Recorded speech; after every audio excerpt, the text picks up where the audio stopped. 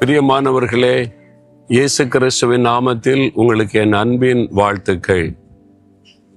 நான் ஏற்கனவே சொல்லிக்கொண்டே வரேன்ல, தமிழ்நாட்டில் ராமநாதபுரம் மாவட்டத்தில் ராமேஸ்வரம் என்கிற கடற்கரை ஒரு பெரிய பட்டணம் இருக்கிறது. இந்த ராமேஸ்வரத்திலிருந்து சில கிலோமீட்டர் தூரத்தில் தனுஷ்கோடி என்கிற ஒரு ஊர், பெரிய ஊர் இருந்தது. 40 வருஷத்துக்கு முன்னால் இருந்தது.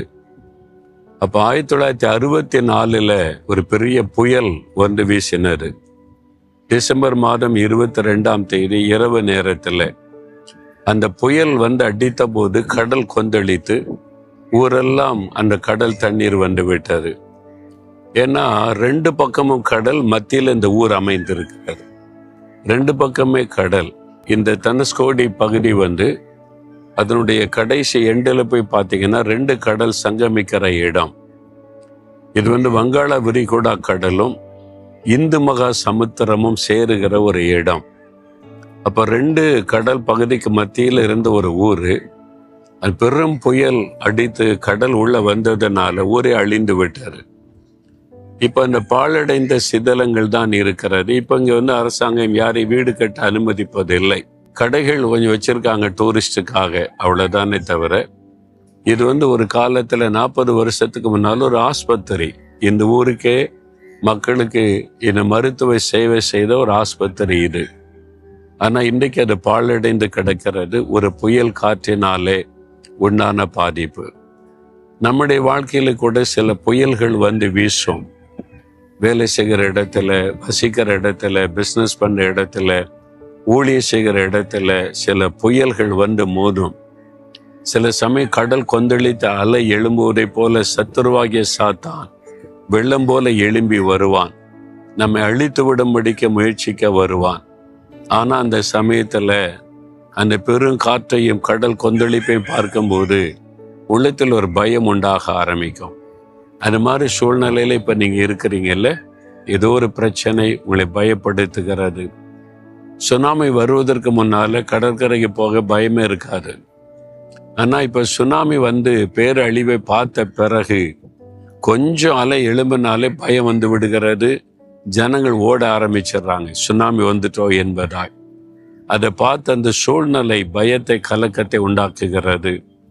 இன்னைக்கு உங்க வாழ்க்கையில ஒரு பயத்தை, கலக்கத்தை உண்டாக்குகிற ஏதோ ஒரு காரியம் உங்களை பாதித்து கொண்டிருக்கலாம். ஆண்டவர் உங்களுக்கு ஒரு வார்த்தை சொல்றாரு. 1 நாளாகமும் 22:13 நீ பலம் கொண்டு தைரியமாயிரு, பயப்படாமலும் கலங்காமலும் இரு. பலம் கொண்டு தைரியமாறு, பயப்படாத, கலங்காத அப்படின்னு ஆண்டவர் சொல்றார். சொல்லுகிறவர் யார்? வானத்தையும் பூமியை உண்டாக்கினவர், காற்றையும் கடலையும் சிருஷ்டித்தவர், காற்றுக்கு ஒரு எல்லையை குறித்தவர், கடலுக்கு ஒரு எல்லையை குறித்தவர், காற்றுக்கு ஒரு பண்டகசாலையை வைத்திருக்கிறவர் அப்படிலாம் வேதத்திலே பார்க்கிறோம். அதனால உங்க வாழ்க்கைக்கு விரோதமாய் புயல் போல எழும்பி வருகிற பிரச்சனை, ஒரு பெரும் அலையை போல எழும்பி வருகிற போராட்டம், பயப்படாத மகனே, கலங்காதே மகளே, திடமனதாயிரு அப்படின்னு ஆண்டவர்களை சொல்றார். இன்னைக்கு ஒரு பயம், உள்ளத்துக்குள்ள ஒரு கலக்கம் வருது. இதை நினைச்சா இது என்னமா முடியுமோ, எப்படி ஆகுமோன்னு.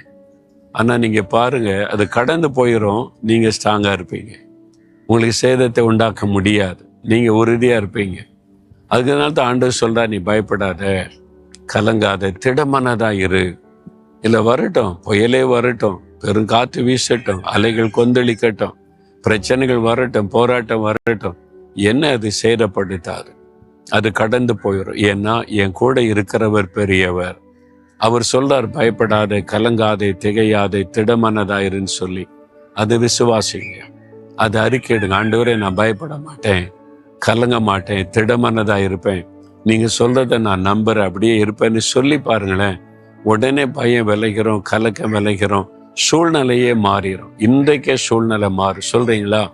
ஆண்டவரே, நான் பயப்பட மாட்டேன், கலங்க மாட்டேன், திடமனதா இருப்பேன், நீங்க எனக்கு சொன்னதுனால நான் அப்படி இருக்கேன்னு அர்ப்பணித்துக் கொள்ளுகிறேன். ஒன்று என்னை சேதப்படுத்த முடியாது, ஒன்றும் என்னை பாதிக்காது, எல்லாம் என்னை கடந்து போகும். ஆனா நான் பாதிக்கப்பட மாட்டேன், சேதமடைய மாட்டேன். நீங்க என் கூட இருக்கிறீங்க, நான் பயப்பட மாட்டேன், கலங்க மாட்டேன். இயேசுவின் நாமத்தில் ஆமேன்.